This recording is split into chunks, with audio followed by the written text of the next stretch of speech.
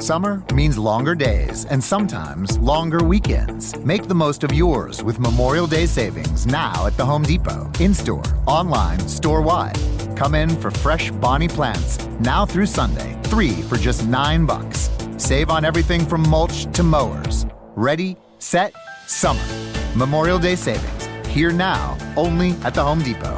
How doers get more done. Valid through May 23rd while supplies last. Hello, friends and family. It's me, Duncan. I just got back from a psychedelic adventure in the desert, and I got some awesome downloads from the universe, which I'm still processing. And once I figure it all out, then I'm probably going to communicate it in some way or not. I don't know. Maybe you can't communicate it. Maybe that's the problem with psychedelic mind states, is that you go into the gleaming eye of the universe, you see the matrix of intelligence that connects all things, it goes into your monkey brain, and then you come back to reality, and all you can do is make stupid guttural grunting noises to try to express the intense love that was washing over you for a few hours. But that's what happens when the only way you can talk about infinity is through the very tip of your feeding tube, which sucks. I love Joshua Tree. If you've never been to the desert, you've got to go out there. It's incredible. And while I was out there, my brain kept comparing Joshua Tree to Orgrimmar in World of Warcraft and to Fallout 3. Now this to me is incredible, and it doesn't bother me at all. I think it's just one of the signs that we are getting closer and closer to what Ray Kurzweil called the technological singularity, where machines wake up and we all get sucked into some alternate dimension where anything that we can think comes into existence via swarms of nanobots being controlled by neurological interfaces that connect our minds to the machine. We're probably a long way from there, but video games are like little sparks of this approaching singularity. In fact, I think video games is the wrong word for it. When you say video games to some people, they roll their eyes, they think you're an asshole or a nerd or a loser or a geek or just some slovenly Mountain Dew drinking pig holed up in some hoarder's apartment wearing adult diapers and vomiting up green shit because your body's shutting down. Those people do exist. In fact, there's probably some of them listening right now to this podcast. And I'm sorry if I hurt your feelings, but you've got to moderate this shit. You can't just become a Jabba the Hutt with your brain attached to a computer while your body rots away. It doesn't do any good for you, and it fucks up your apartment for the next person who comes in. Has got to mop up your greasy faff and oily sweat that's soaked into the carpets. No good. Don't do it. Go to the gym. Go outside. It's pretty good out there. And also, it'll sharpen you up so that you can rise up through the ranks of whatever video game you happen to be playing. One of my favorite video games is Starcraft 2.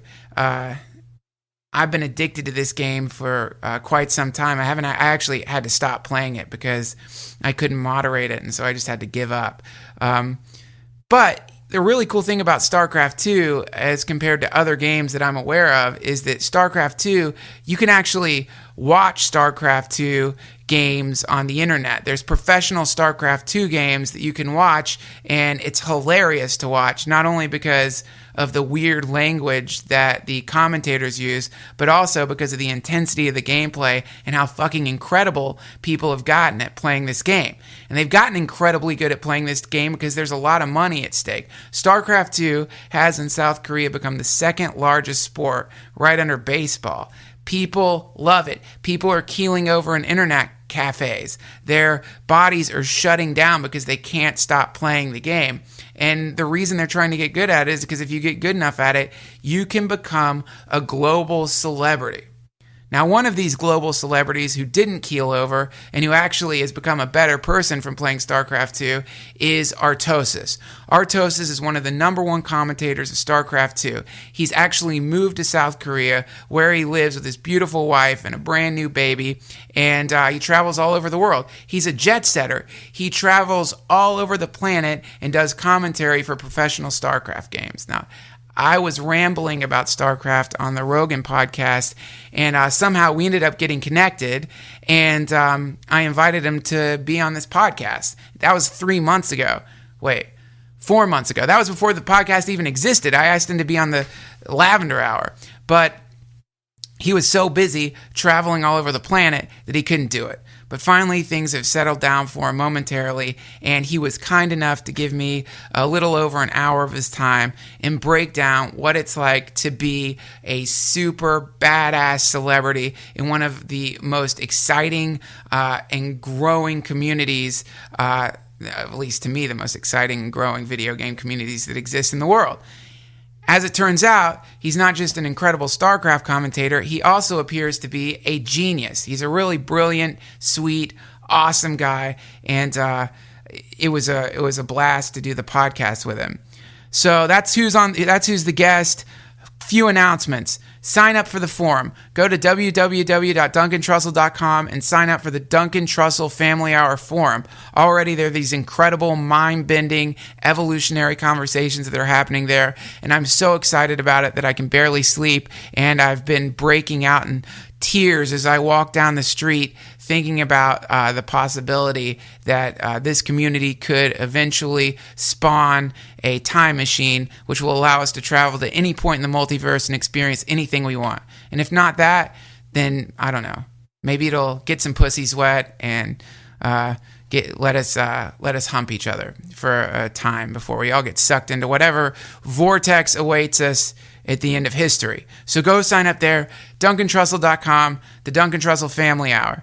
And to all of you who have been donating over the last few weeks, God bless you. Thank you for that. And if you like this podcast and you like the Duncan Trussell Family Hour, go on DuncanTrussell.com and send me a couple of bucks. Why not? You do it for NPR. You probably don't do it for NPR, actually.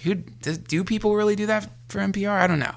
If you don't want to do that, I understand. I still love you. I'm happy that you're even listening to my raspy, squeaky voice that many people have said sounds like the voice of a lesbian. Sometimes people are confused when they realize that I'm a white guy with a beard. But I'm not a lesbian, but I do love you and everyone out there. And so please continue to tune in. Subscribe to this shit. And get out there and fuck, man. Get out there and make your life beautiful, because why not? What are you going to do? Rot in your pitiful existence right now? Why are you existing in a tiny, cramped part of the multiverse where you're scared and chained down, where you're in bondage to fear, where some vampire has pushed their heel into your neck and is squashing your creativity and sucking the life out of you as you pretend that everything's okay? Break free, my friends. Get out of the job. Get out of the fucking shitty apartment that you're living in. Get into the world. Transform your body. Become something strong and incredible and powerful, because that'll accelerate your own evolution and it'll help the people around you, right? Hare Krishna. Plus, it will get you laid, and that's a great thing too, last I checked, which has been too long now that I think about it. So, thank you for tuning in. We love you. Now enjoy the Duncan Trussell Family Hour, Episode 2, with the brilliant Artosis.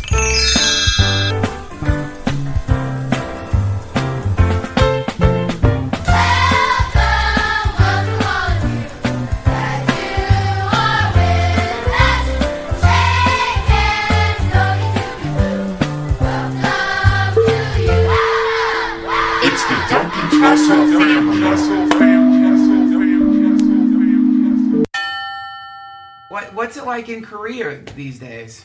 Dude, Korea is like actually the best place. I've traveled a lot, maybe not, as much as I'd like to have yet, but Korea is like, it's a utopia for someone like me. It's got the best internet. You're so free over here being a foreigner living here, like an expat. Yeah. It's like just a wonderful place. It's so close to all these places that everyone wants to go. I fly to like Philippines or Thailand or stuff like that for any vacation time that I ever get. And Seoul is just an amazing city. It's like one of the best cities in the world, no doubt. Are you a citizen there, Korean citizen? No, you can't really become a Korean citizen. I'm just over here on a work visa, working over here. So I live here technically, but I'm not a Korean or anything like that.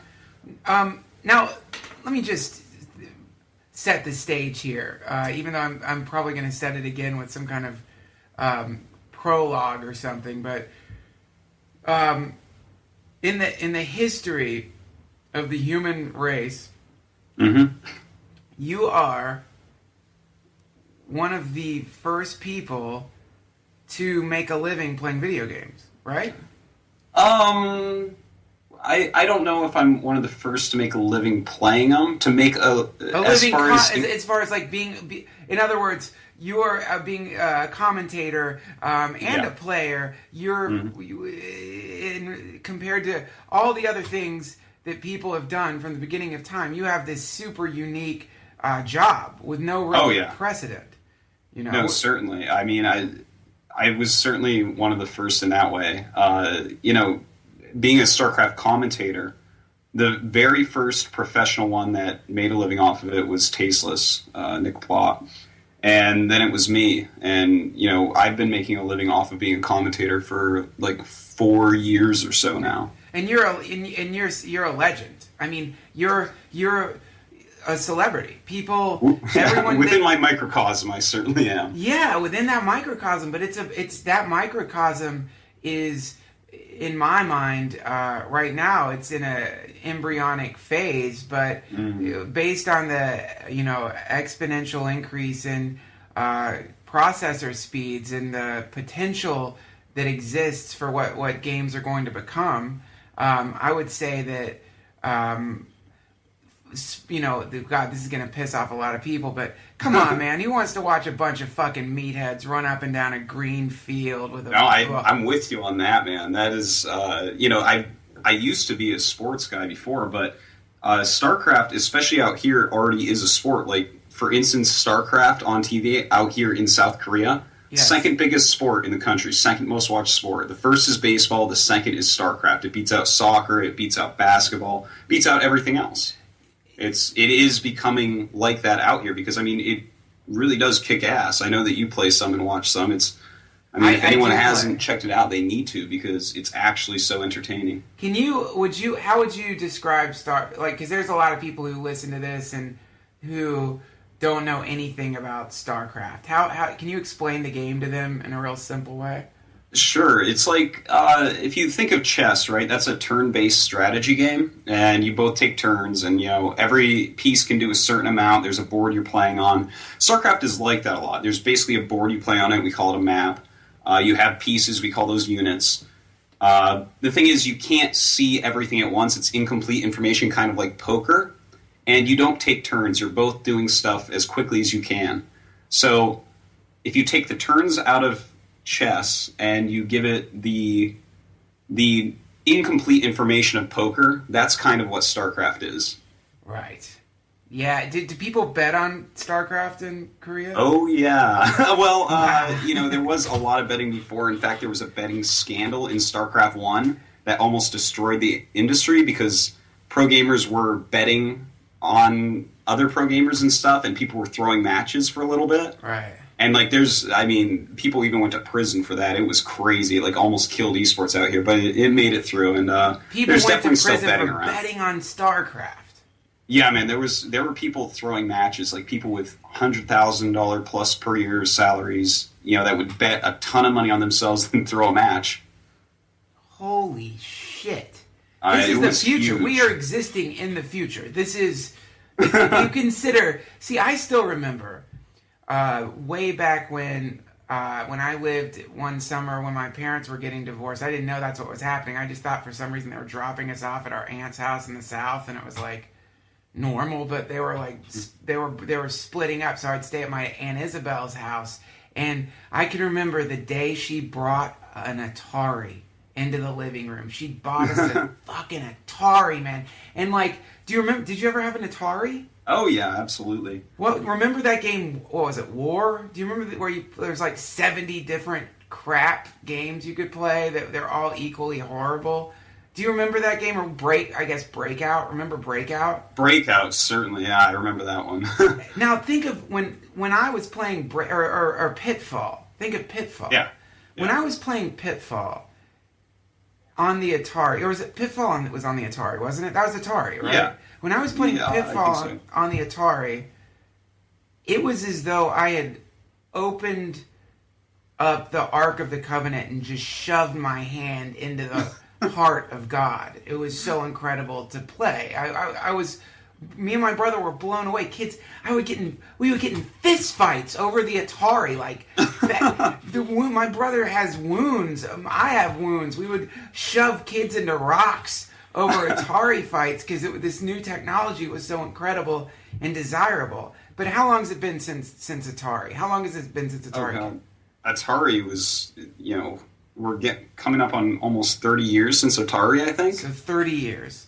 It's only been 3 decades. It's only 30 years. And now we've come to this time in history where games have become so engrossing and so challenging that they're becoming like authentic sports. That's mind-blowing. That's incredible.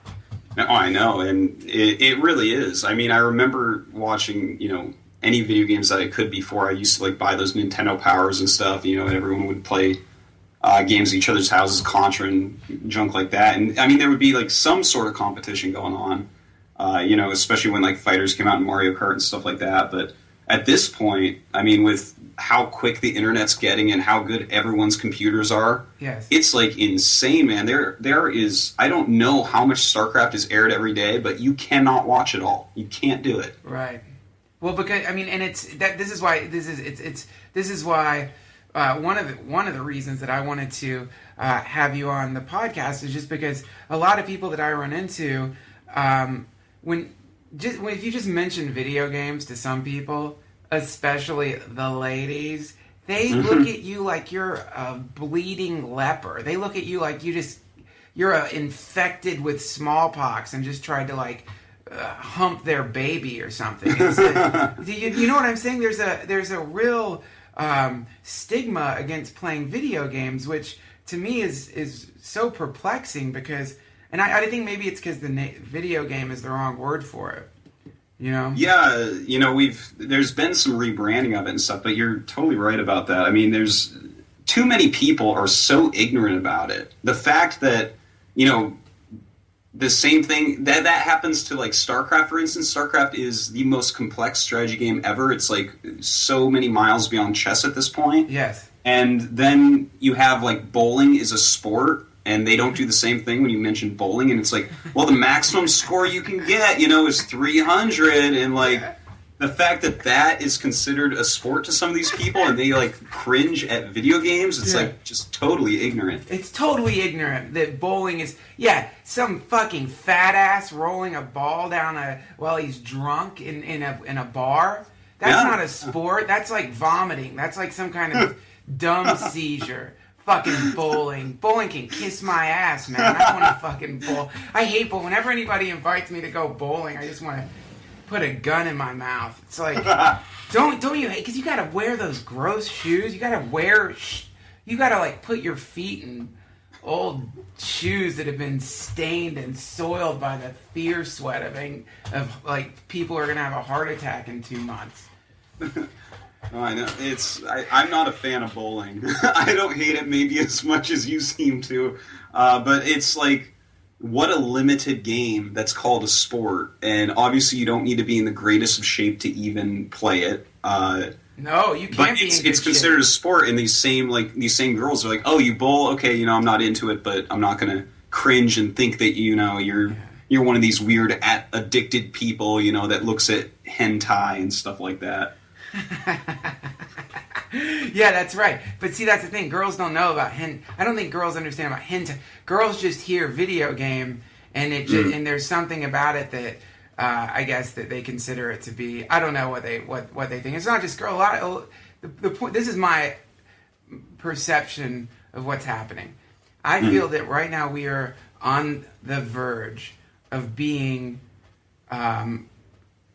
sucked away by a technological tsunami, and that the first what the singularity is going to look like, or the thing that radically, completely transforms society, is it's going to originate from video games. It's going to originate from people getting better and better and better at replicating reality, at creating false realities that are more entertaining and satisfying than the reality that we're currently living in, to the point where the created realities are going to become indistinguishable from where we are right now. And when that happens, that's when everything gets really weird.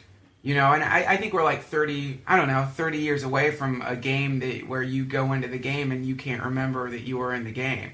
You know what I'm saying? Like absolutely, yeah. I mean, the speed with which stuff is improving is like still going quicker and quicker. It's actually insane.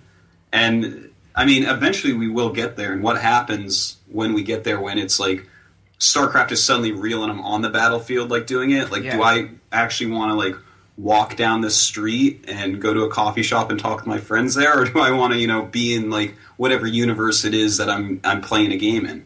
Yeah, no, yeah. Do you really want to like spend an evening at a bar with your pals, or do you want to spend the evening fucking blasting goddamn Terrans' faces off and reaching into their chest cavities and chewing on their hearts?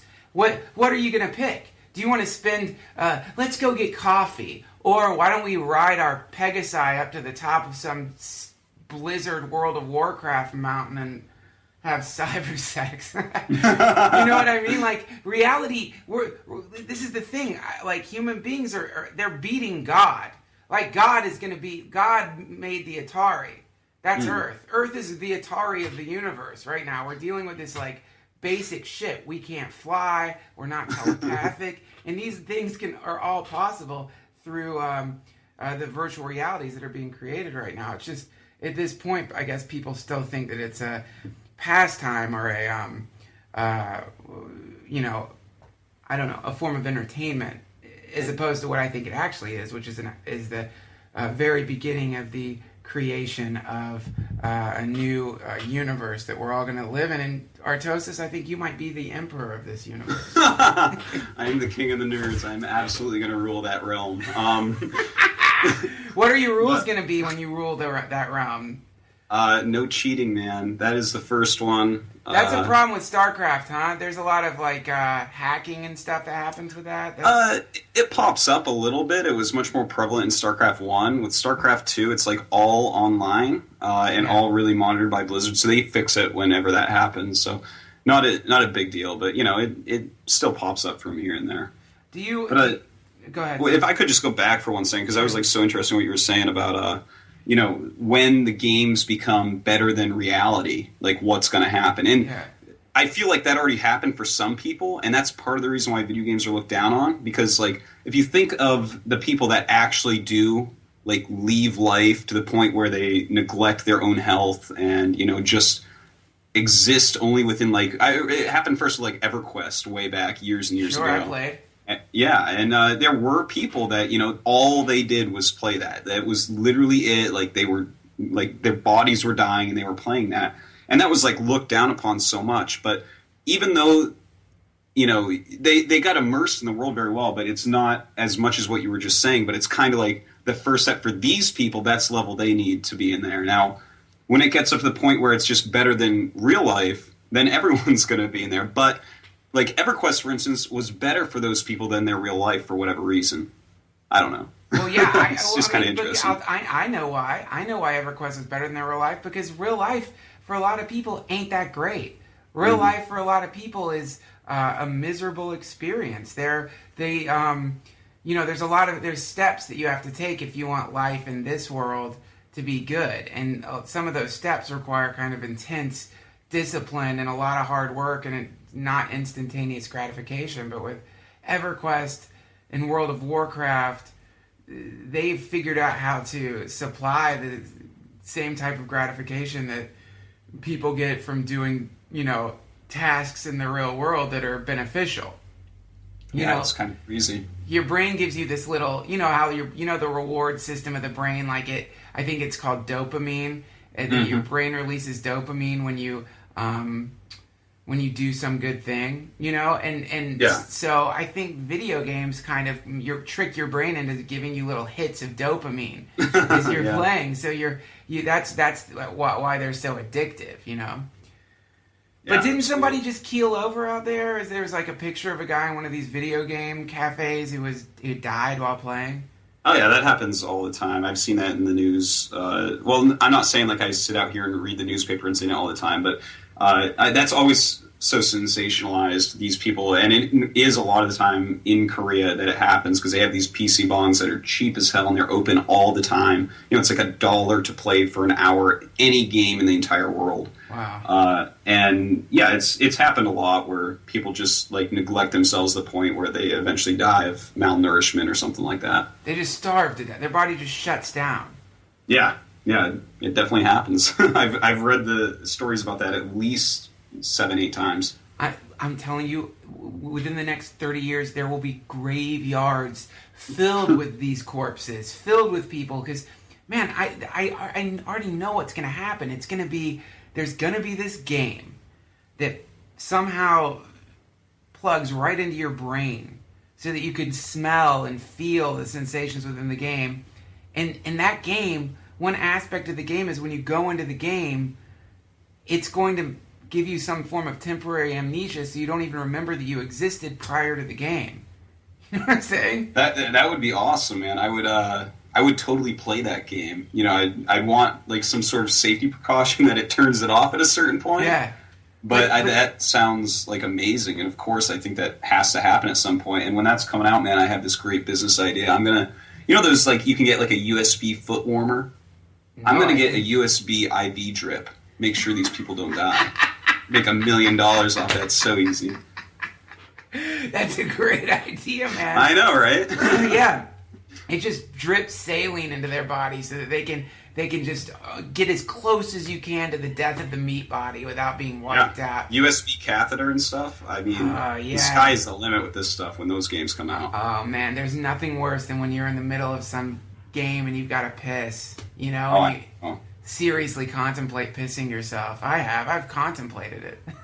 I know. There's times where I am like so into playing my games, my ladder games on Starcraft. I'll be sitting there and I have to pee, and the game will end. I'll be like, oh, maybe I'll just rush this next game. I think I'll play one more and then pee, and then I play and it goes long, and I'm like, oh my god! And then by the time I get out, I forget that I have to pee, and I start the next one. And somewhere early game, I'm thinking, oh god, I do have to pee so badly, and it goes on, and eventually you just have to get up though. Yeah, see, this is what's happening is that these games are presenting us with this like reality that's so amazing that the human body is becoming an impediment to the enjoyment of these virtual worlds. And this is like I think a problem of the new age. This is where we're going to have to actively like balance how much time we get to spend in these virtual paradises with being in the real world. But, you know, to go back to that idea of this game that you go into and you completely forget that it's a game. Like the moment you go in it, you get amnesia. You know, a lot of people, they say that's what this is. Like, that's what Earth is. Oh, yeah. I've heard people say stuff like that. It's, like, really interesting to think of it that way. Like, are you talking about how that's what your whole life is? Or, like, one of the crazier ones where it's, like, when you go to sleep, that's, like, when you're really awake? Well, yeah, it's all kind of versions of the same idea. Yeah. But let's break it down. Let's talk about you. Now, let's really imagine the odds, the probability that you would become one of the most famous commentators of StarCraft 2 in the world. A game that, you know, is relatively new, yet you have become a global celebrity in this certain culture. Think of the odds of that. What are the odds of that? No, I guess that's pretty slim. You know, there's like 3 people like that. So the odds 3 are out like, of 6 billion plus. 3 out of 6 billion. So the odds are astronomical. There's really no way it could happen, and so that's where you get into the absurdity of your existence, and you really think, and then you start getting into the thing like, wait a minute, I'm the only one who I know experiences reality. I'm the only one who's really experiencing this. Everyone else could just be a projection of this machine. You know, everyone else could just be some holographic projection, and I've just apparently volunteered to play this bizarre game where I've taken on the identity of a Starcraft 2 commentator on a planet on the verge of the apocalypse. I mean, come on. It's crazy because, and especially when you add that in, like, of course, there's like all this crazy stuff going on in the world, but in my world where I exist here, even just speaking within Earth, right? Yeah. Like, I live in a country that has missiles pointed at it, you know, and Yes. I'm not from this country, and I'm talking about a video game in a time where lots of countries have like economies that are collapsing. It's absolutely crazy. Yes, it's ridiculous, and it's so in that way when you start really analyzing your existence, the absurdity of it can almost make you believe that, oh yeah, this is definitely bullshit. Like, this is some kind of hologram or something that I've like allowed myself to get inside of, and forget, you know, my true identity, which is that you're probably, not to freak you out, but you might be that guy who died in the internet cafe having one last hallucination. Yeah, I guess so. But, like, you know what's even crazier than that? That I would live in another world with games like this and choose this crazy path I'm on. It's like, what? That is a crazy thing. Yeah, exactly. It's a crazy life. Because the reason it's so crazy is there's no precedent for it. Like, you can kind of compare yourself, I guess, with like sports commentators and stuff, but it's just such a odd new thing. I think you should be incredibly excited. I have this like just a dream that one day this stuff's gonna, like, when I'm in a hotel, when I'm out on the road, I'm gonna be able to fucking turn on StarCraft 2 games on ESPN. That's the universe I want to be in. I think that's going to happen, man, within a couple years here, because the views that we get already on these big tournaments are bigger than a ton of the cable TV channels. Like, we get a ton of views on this stuff, so I don't know why it's not on TV yet. I'm sure it will be eventually, but everyone has the internet, so they're like, well, you know, I'd rather sit in my computer and, you know, use my computer for other things rather than sit on my couch and watch on TV. When I was with Joe Rogan, and we were performing. We were in Chicago, and I got like 10 minutes to talk to Dana White, who's the president of the UFC, and I started trying to talk about StarCraft, but I couldn't say it right, and then I'm just like, oh, forget it, because I'm like, man, why don't you like apply the stuff you've learned to these fights to, like, you know, bringing StarCraft to that level? But here's the real problem, man. The problem is StarCraft 2 is fucking complicated. You know, it's like people. It's hard to, when I like fights in football and I don't know, you know, the basic sports. You can just sit down and watch and kind of understand what's happening. StarCraft 2, it would take. There's a learning curve. I don't know if people can just sit down and enjoy watching it. Yeah, it's pretty difficult actually to figure out exactly what's going on, and I think that's part of the reason why, like, right now, you know, the famous commentators are really famous, because we're like trying to put this into words for people, because it is like ridiculously complicated. But, you know, I think you don't need to know the game all that deeply, because like anyone can watch baseball, for instance, but there are a ton of intricate, you know, smaller little rules and strategies going on that it's great if you know that and can see that. It makes it even more beautiful, but just watching it overall maybe is good for some people, you know, like, for instance, MMA, right? Like, yeah. I don't watch a lot of UFC or anything. Like, I've watched it a few times in the past, and when I first started watching it, I was like, oh, I don't really know, I don't get it. And then, you know, someone told me a little bit about it, and then I was like, oh, okay, I kind of get it now. All right, so, you know, they can be knocked out, the referee can call it, or it goes a certain number of rounds and there's points for certain things. And then it got better, you know, but still, do I have any idea what's really going on? Like, when I listen to you guys talk about it on, like, Joe Rogan's podcast, I'm like, oh my God, this is so deep. This is actually really fascinating.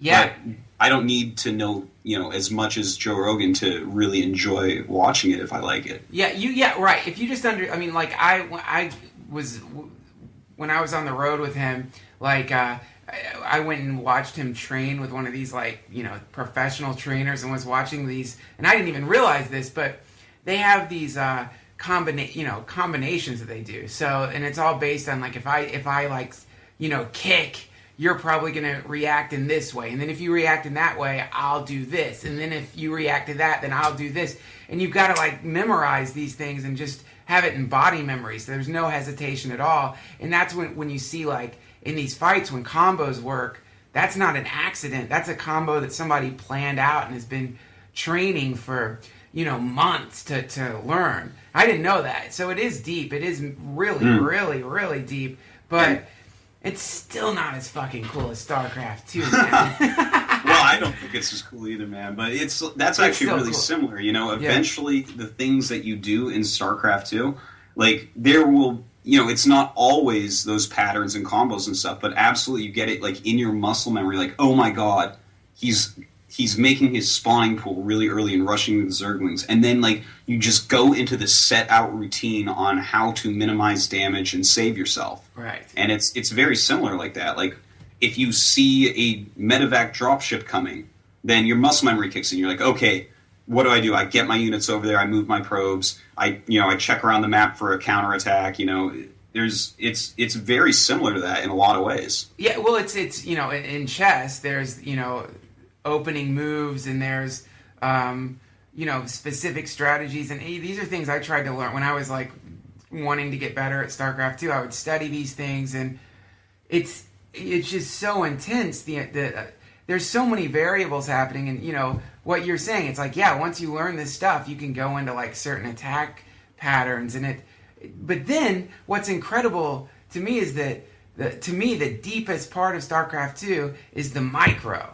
That's where you would have a severe advantage, it seems like, is if you I always know, well, I pretty much always know I'm going to lose when I play StarCraft 2 because I suck. So anytime I'm playing, I'm going to lose. But I know I'm really doomed. Like if I'm rolling rolling a bunch of banelings at somebody and they start sending out one Zerg at a time to pop them, you know what I mean? They're controlling their units and like with real precision, then it's like, oh, I'm dead. There's nothing I can do about this because, what do you think? What's more important, macro or micro? I would say that at the super duper highest level, macro will become more important, but like right now, micro is probably more important. Right. The thing is, you have to have it all, and one of the coolest parts of StarCraft, it's like some of these other things. Let me stop you for 1 second just to explain. Sure. Can you explain macro and micro to everyone what that is? Oh, sure. Yeah, I forget that this isn't just StarCraft. Macro is like managing an economy and making a lot of stuff like units and spending your money. Like it's getting a lot of stuff. Whereas micro is using exactly what you have as best you can through controlling it really well. It's like, I'm trying to think of like something in sports that lines up with that. Micro is, it's like the special, like when you twirl around in basketball or throw the ball behind your back or something, those are micro moves. Right. Yeah. It's control based. Like if you have 3 Marines and I have 3 Marines, the person with better micro wins that battle. That's a huge deal. Yeah, it all comes down to that because and micro is the hardest thing to learn. It's the just like figuring out how to I don't even know how you would I don't do micro. I do. that might be why you're still stuck in bronze. I'll be in bronze forever. Now here's okay. Hold on, let me stop this. We're gonna cut to a commercial. I just want to save what we've got so far. So we're gonna cut to commercial.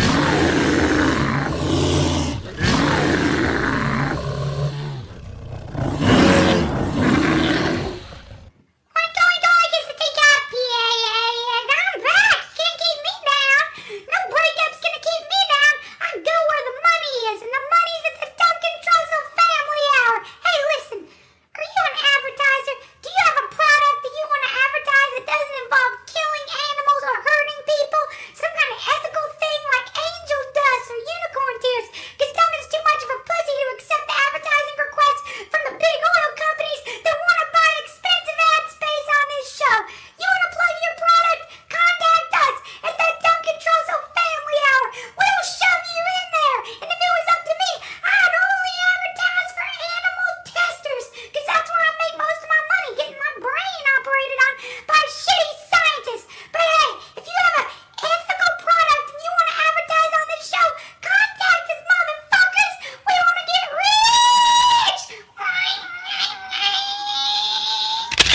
It's called, what's it called? It's Yeah, it's like ladder seasons. ladder seasons. Yeah, we're on like season, I don't know, season 6 or something right now, 6 or 7. It's every 2 or 3 months they freeze the ladder, and then you just try to get as high as you can over the course of 2 weeks, and then it resets, and then you just kind of start over again, just see how high you can get. Right. So that's it. So you start in Bronze League if you're me, and you just stay in Bronze League, and you stay there for years, but you can't get out of it. You just are always there. Theoretically, you're supposed to be getting better, and you'd get into Silver, or you'd get into the higher leagues, but for some reason, I just... And the other weird thing is it'll team me up against people. I once, one of my favorite Starcraft nights was I was like drunk and stoned, and I beat someone, and they were like in a really high, like the Gold League. Oh wow! And it was so, and they had actually started like, my favorite thing about Starcraft, because I guess I'm just I just suck and I'm a troll, I guess. So my favorite thing with Starcraft is when someone starts talking shit to you and you beat them. There's nothing better than that feeling. Because for those of you who don't know, in Starcraft you can like have these little conversations with people, and sometimes people will start accusing you of not being good at the game while you're beating them. You know what I'm saying? Like you're not beating them in the appropriate way. Oh, absolutely. I mean, I have been victim of that, and I have done that to people. You know, it's as funny as that sounds. You know, being like this person up at the top of the community. It happens. Sometimes it's for fun, and sometimes you get really frustrated in a game, and it just kind of comes out. You know. No, you get mad. It's like the funny thing about playing these games is that you're not emotionally disconnected from it. Your heart will start racing when you're about to win, or when you're getting crushed. I've walked away from this game feeling like ridiculously despondent from being crushed by somebody.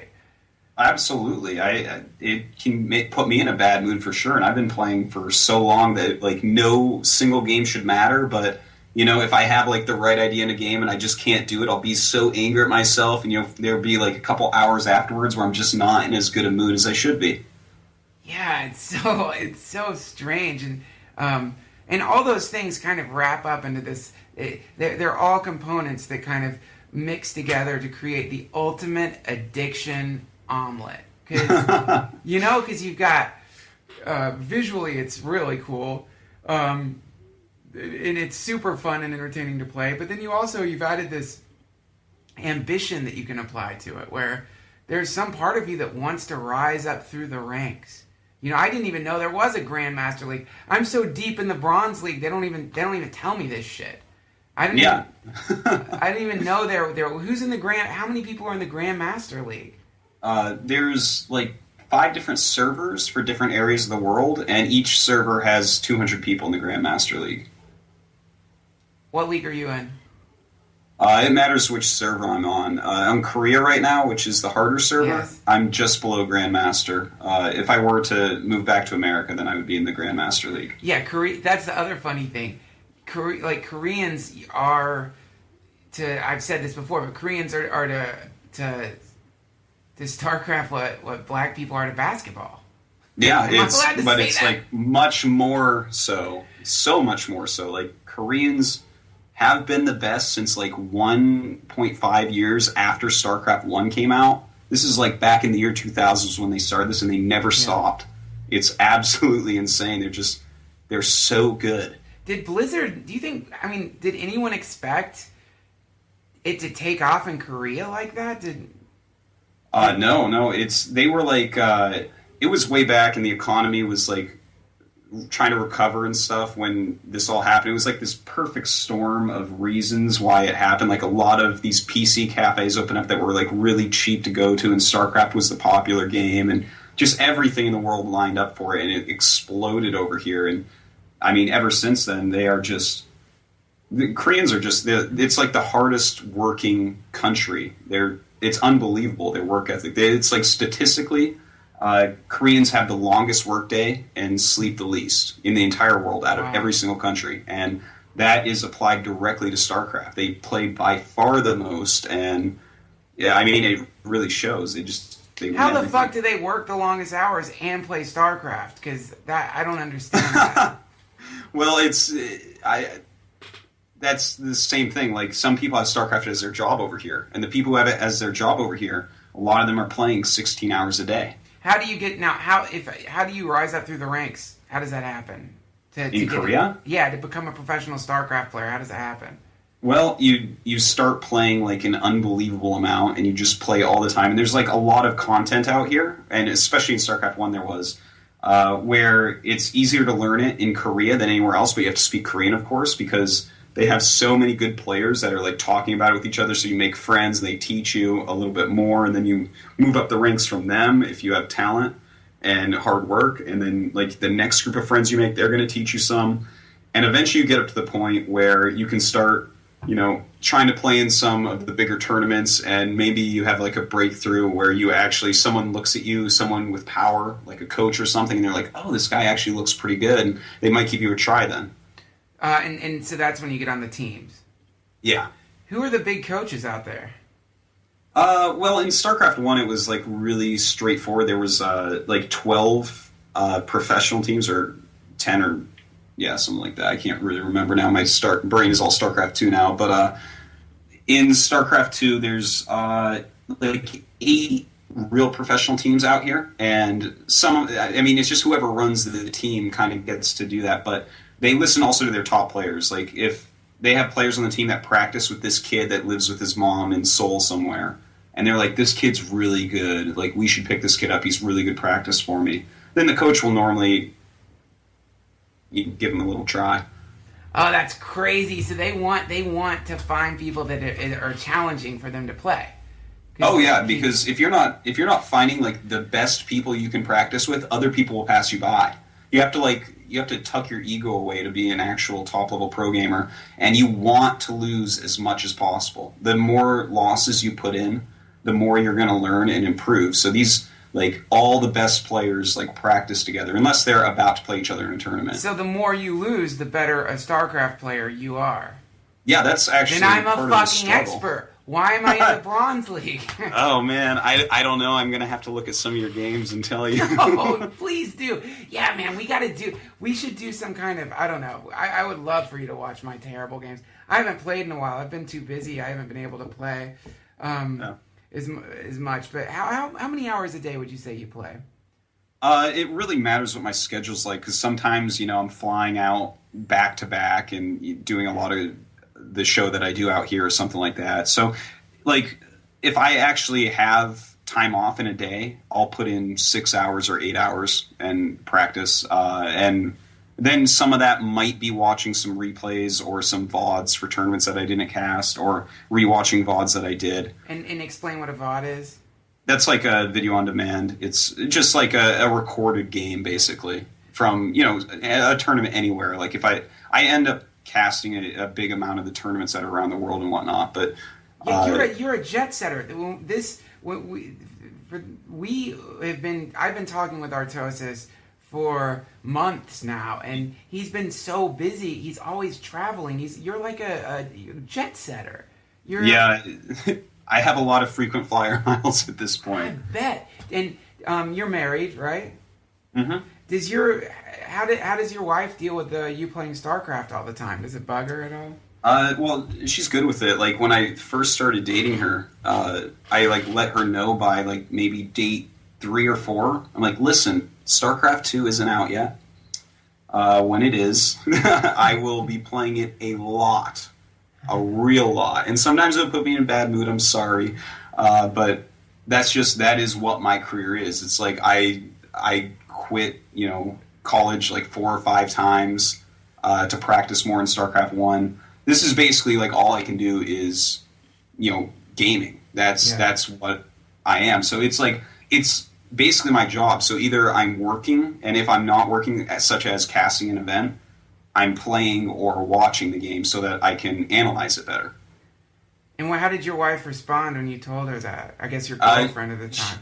Yeah, she didn't really. I get it. I think she's like, oh, okay, I guess I get that. kind of like a WoW player and stuff. Like she's like, oh, I play a lot of games too. I'm like, oh, you don't really get it, you know. But she was all right with it, and then it happened, and she saw it, and I think it was still probably a little bit surprising, but you know, she's fine with it. Wow. It's it's kind of like any other job. You know, if I'm playing 6 or 8 hours in a day, it's not like any other job. Well, I mean, the hours that I put You get to play video games for 8 hours a day with no guilt. Do you realize how incredible that is? If I play video games for like 3 hours, I'm like, oh man, why don't I just start shooting? You know what? I should just start shooting heroin. Why don't I just go and fucking tie off my arm and go sit on the couch and start blasting heroin into my veins? Because heroin created Jimi Hendrix and Jim Morrison. We have yet to see what kind of musicians are going to originate from playing Starcraft 2 all the time. You know, man, it's a beautiful life that you have, and the fact that your wife is cool with it and accepts it is amazing. It's incredible. I mean, you really have created. Are you a religious person? No, I'm an atheist. So you attribute all this stuff to your own willpower, not some kind of like universal divine and consciousness that was like, I'm going to let you be in heaven this life, Artosis.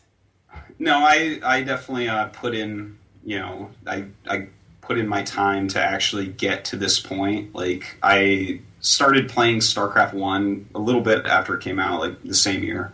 And I basically like never stopped. I just constantly practiced all my time. I was a very competitive person. I used to play sports and stuff, but I like broke my ankle really, really badly the year StarCraft came out, and it just kind of like replaced all my other competition stuff for me.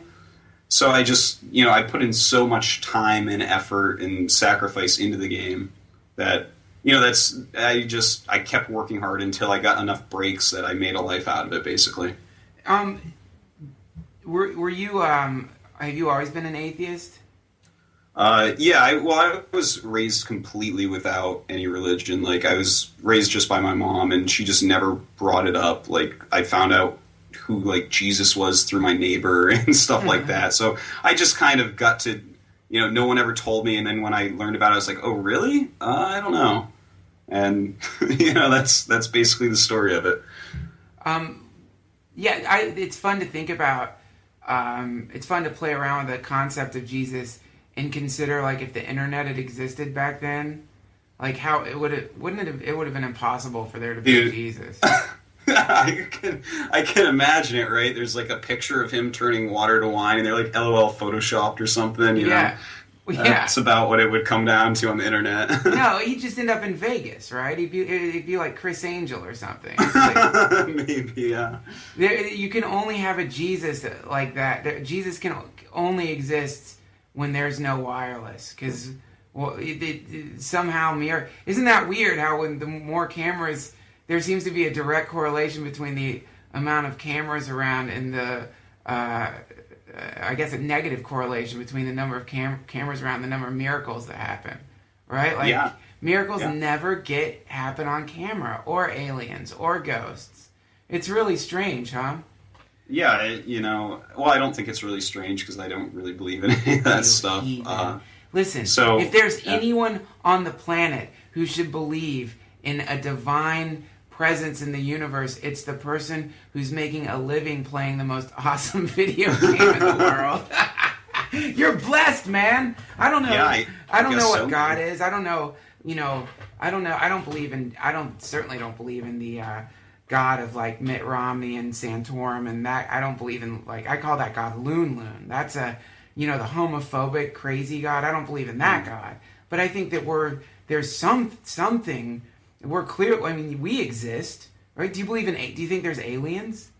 Oh, there has to be aliens. Have they been here? I think probably not. But I mean, look how big the universe is, man. Like, how could there possibly not be alien life somewhere? Like, not necessarily carbon based, not anything that necessarily looks like us, but there has to be. There's just I can't believe that there's not somewhere in the universe. So here's where I go. Here's how I can't be an atheist, and maybe it's just semantics. Like, I suppose to like Christians, they would be like, no, you're an atheist, or they'd say you're an idiot, or I don't know what they call me, but if you believe in aliens and you believe the universe is this kind of is infinite, then you end up in this spectrum of intelligence where we sit somewhere on the spectrum. We don't know where we sit because we're the only life forms that we know of outside of animal life forms and plants, but at the level we're at, we're the only life forms that we know of, so we don't have any reference point.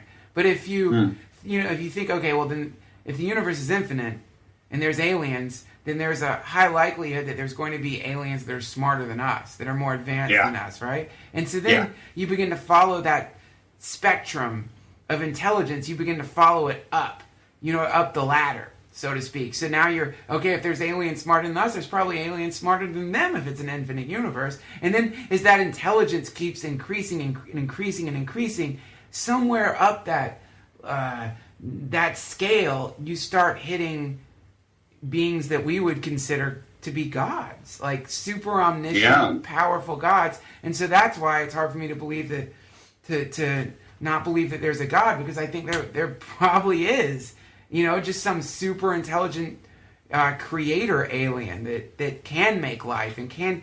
I mean, look at fucking DNA. Doesn't DNA kind of look like it was created by some alien corporation or something?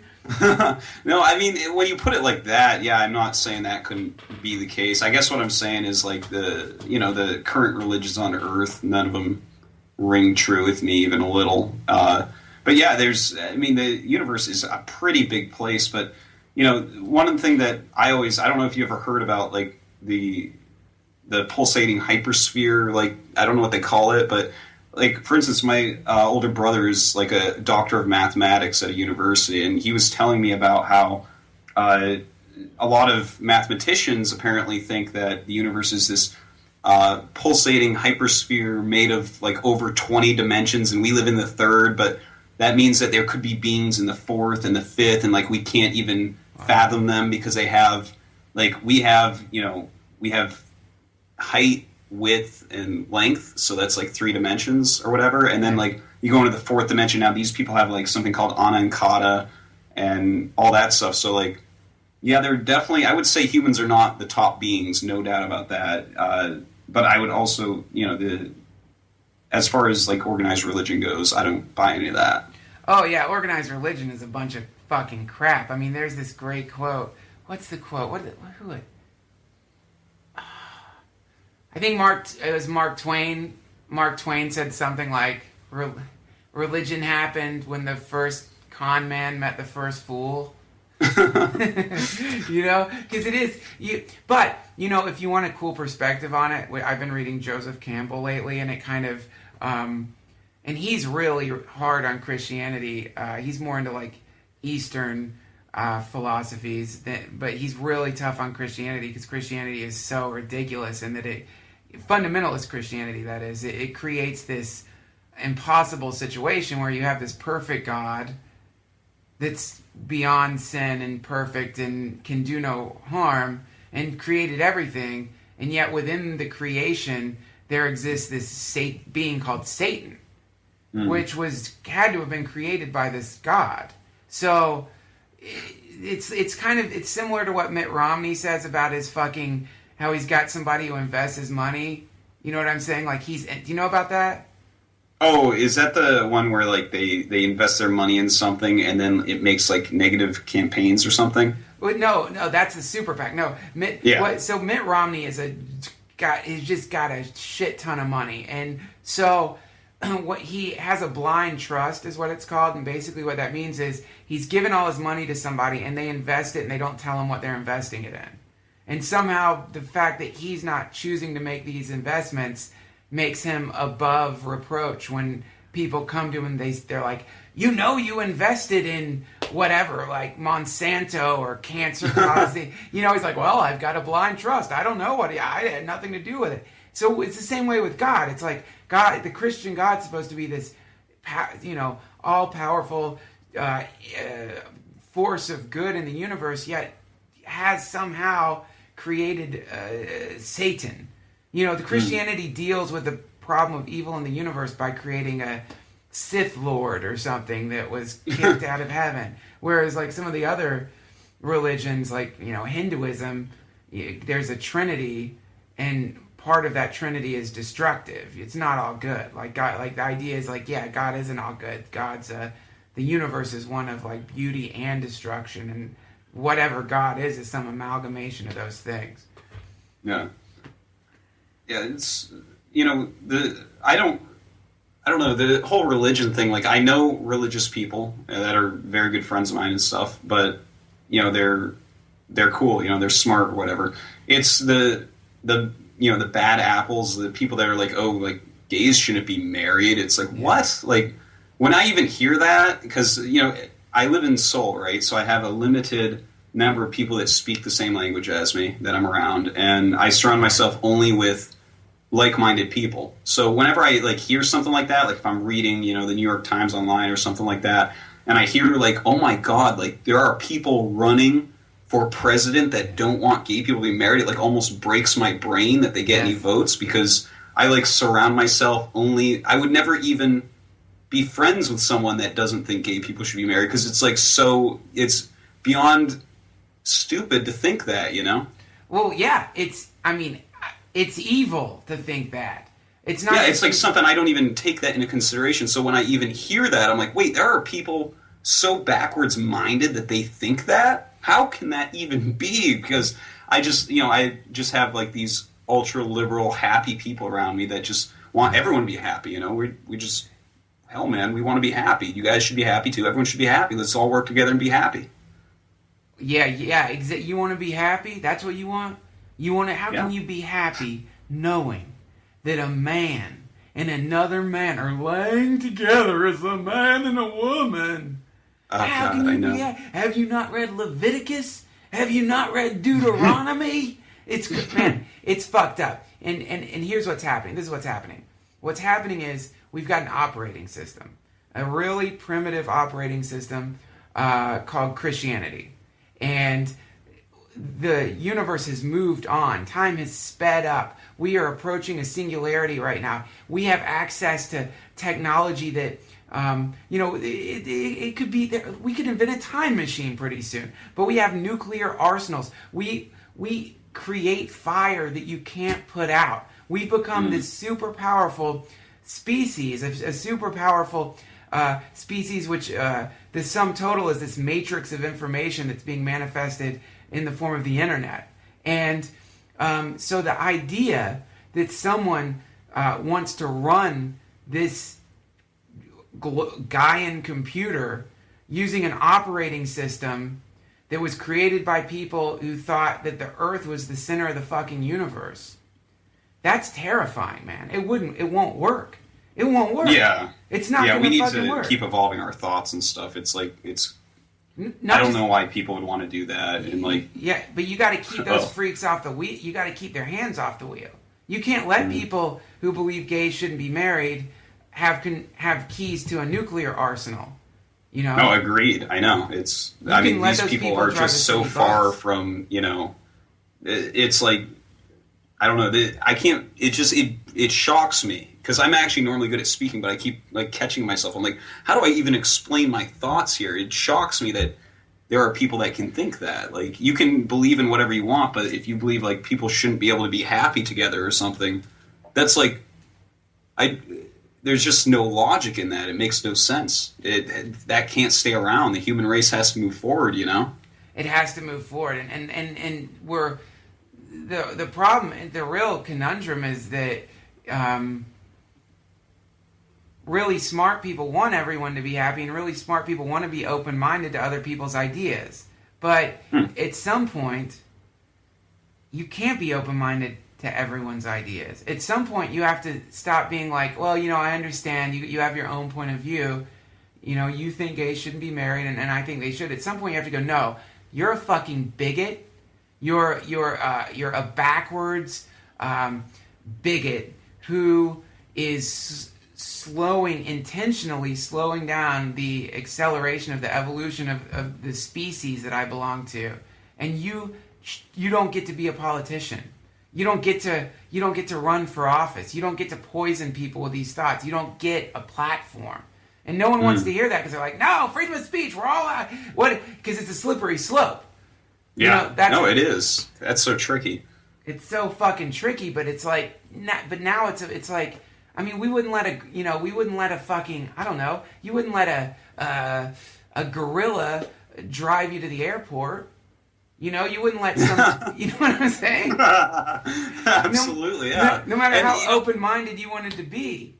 It's weird because, like, for instance, in Starcraft, right, in the Starcraft community, people like Starcraft, overall, they're very liberal-minded people. And I think the vast majority of people from Starcraft who listen to this podcast will be like, yeah, of course, Artosis, gay people should be able to be married. But I know that I'm going to lose a few fans, and they're going to be like, Artosis, man, this is my belief, man. Like, I used to have respect for you, now I don't. And I'll see that on Twitter from at least, one or two people. And it's like, what? Like, retweet it. Oh, it's like, and it makes me kind of sad because I'm like, well, you're obviously like a really smart person. You really like StarCraft. And I feel like everyone watches StarCraft is smart because this is like, it's a hard game, man. If you watch and you enjoy it, you are smart. But I feel like those people must be brainwashed in some way if they actually think, this is the easiest one that we keep on going back to is the gay marriage one. But I mean, if you actually think that, I feel like you've been brainwashed in some way, and I'm sad. I want you to continue to watch StarCraft and enjoy it and stuff like that. But like you got to free your mind from this and like move forward with the rest of humanity towards like more people being happy. Yes, and connected in the way that they want to be connected, and exactly. And so you seem to be more empathetic to their point of view than I am. Because I don't know. I just get, and your approach. Well, I think you live in America, so it's going to be harder for you. I think when I lived in America, I was more angry about it too. But at this point, I like so only surround myself with like-minded people. Yeah. Like we're just a bunch of very open-minded. My group of friends and I were very open-minded, and we want everyone to be happy. It's this really nice thing that we've got going on over here. So I guess when I hear it, it like breaks my brain a little bit. But I'm like, oh crap, you're brainwashed. Like I hope that you get better, but you have to put up more with this type of thing. You see it more. Like I don't ever watch American news or anything like that. I very rarely read any of this stuff. So I don't want to say I'm like necessarily softer on that point of view. It's just. Right. You're obviously going to be much more frustrated than anyone is going to be more so than someone who lives in Seoul, South Korea, and gets a very limited dose of this stuff. God, that must be nice. Yeah, we that's the thing. Every day we turn out. I go on the net and look at the news, and there's like, in LA, they're in the process of voting again on whether or not medicinal marijuana dispensaries can exist, and.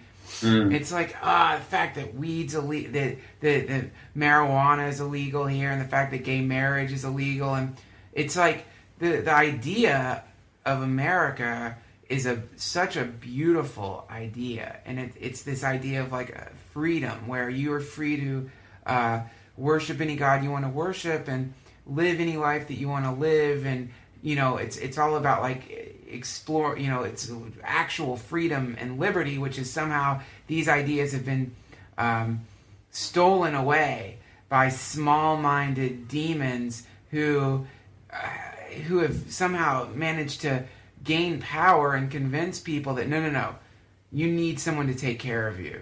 You need a nanny state to tell you, no, you can't do drugs, you can't marry someone of the same gender, and it's fucking tyranny. It shouldn't happen. But you know what? Can gay people get married in Korea? I don't know about that. I do know, like, for instance, you mentioned, you're voting again on the marijuana and stuff. That stuff is, like, it's the same as cocaine over here. It's like a class 1 drug. You cannot, there are not drugs over here. There just aren't. South Korea is basically an island. You can only get here through a boat or an airplane, and they keep it pretty tight, man. That's a shame because let me tell you, my friend, there is nothing better than eating medicinal marijuana and sitting down for some Starcraft. That shit's the best. It's the best. You will shudder with ecstasy when you're playing. Also, World of Warcraft stoned is just an incredible experience. It's a shame. I can understand. Well, it's funny because also, out here drinking is big. It's a drinking culture. Yes. And you can drink any time of the day. You can drink outside. You can walk around with a beer. You can walk around with a bottle of whiskey if you want. You can sit in the back seat of a car that's being driven down the highway and get drunk. It doesn't matter. All that doesn't matter, but, they have their laws as far as I guess you would term actual drugs, although everyone smokes and drinks. So it's so fascinating because booze is a deadly drug. It's so bad for you. It's it changes your personality in like negative ways. It's like it makes you kind of retarded. Yeah. Certainly. if you ever go out to a bar and you decide not to drink and suddenly you look at how people are talking and you feel that's the worst. That is the worst, being the sober guy with everyone that's been drinking. That is so terrible. It's so they all get kind of suspicious of you too. Yeah. Like you're judging them, and you are judging them because they're talking like they just had a stroke. Mm-hmm. So awful. Listen, it's been about an hour. I'm sure you got a lot to do, man. This is really been one of my favorite podcasts of all times. You're brilliant. You're so fucking cool, man. Oh, thank you. You were too kind. I'm so glad that you brought me on your podcast.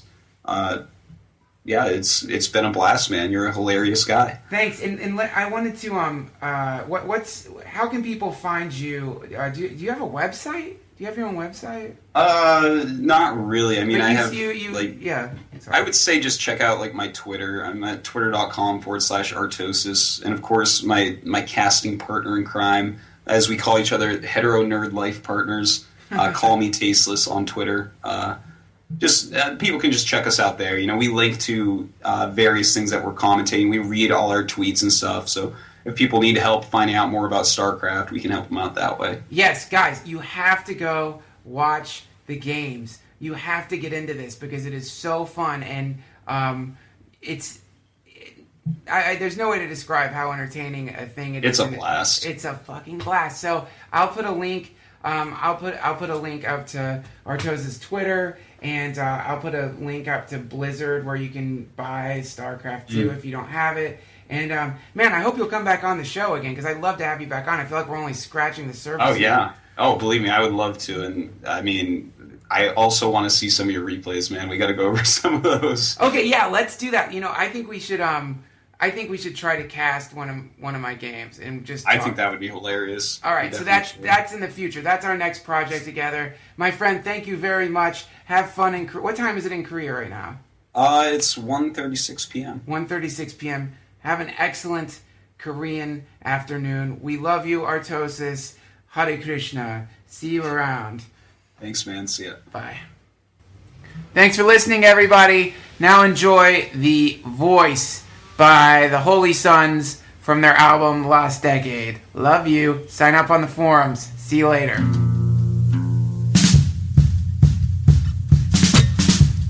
Oh, I don't have a friend in my head to say, watch me get intoxicated tonight. Yes, I'm so lost to think, Lord. I'm so lost to think. Improving me with tools. I contact you, I bring it back to you. I'm speaking for that voice that can't speak. You can't speak, I'll be there for you. Who can't speak? You can't speak, I'll be there for you. Who can't speak? I see you in the scriptures, I see you in the statues. It's like revealing right. Your revenge tonight will be rewarded. For I am your voice. Yes, I am your voice. Oh, don't you kill me in my sleep. Oh, don't you poison my drink. I never wanted to die.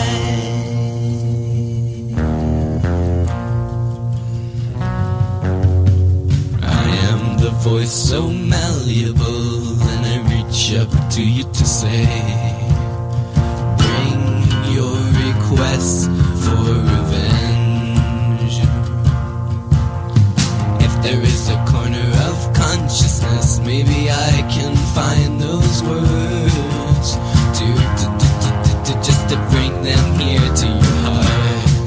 which I know exists, 'cause I know you, and you've always been there for me.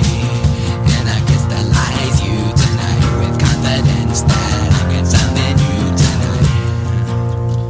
Crystallize you tonight with confidence that I can summon you tonight.